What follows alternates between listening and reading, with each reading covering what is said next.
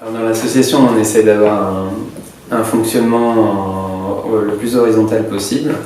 Donc malgré tout, quand même, pour pouvoir animer le projet, il y a besoin d'une équipe cœur qui échange avec une communauté plus large.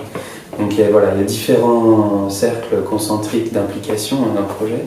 Ça ne va pas exactement être les mêmes tâches pour le porteur de projet. Mais en effet, il va éventuellement avoir des tâches d'animation d'une communauté et de susciter en fait le travail des autres, qui devient donc collaboratif, participatif, et on ne peut pas le commander. Donc c'est en effet, là pour le coup, c'est du travail potentiellement de la communauté qui peut être gratuit vis-à-vis du porteur de projet, mais il doit le susciter, l'animer, le coordonner et faire en sorte que ça émerge. Donc c'est du travail d'animation pour lui quand même. Dans l'équipe cœur, on utilise beaucoup Trello, qui est un outil de messagerie et de gestion de projet collective. Voilà. Donc on cherche à...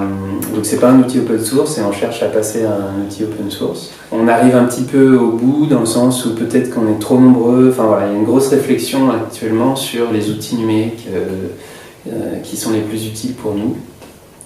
Et voilà, il y a de l'innovation aussi sur la méthodologie de travail. C'est important en effet d'avoir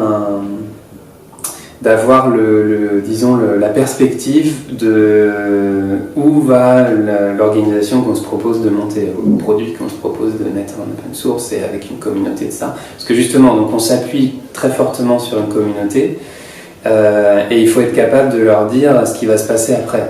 Est-ce que, en fait, à la fin, on va mettre un brevet et fermer la chose et leur dire il n'y a plus rien à voir? Et c'est des questions qui étaient un peu prématurées à l'époque, mais il a fallu se les poser parce qu'on nous posait la question.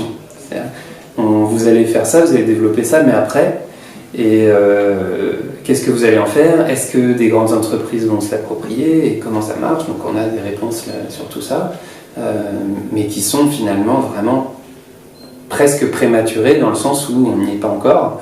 Et en effet, il a fallu se les poser. Et c'est bien de se les poser dans le sens où ça guide malgré tout la réflexion et c'est finalement, même si c'est lointain, ça fait partie des premières questions à répondre.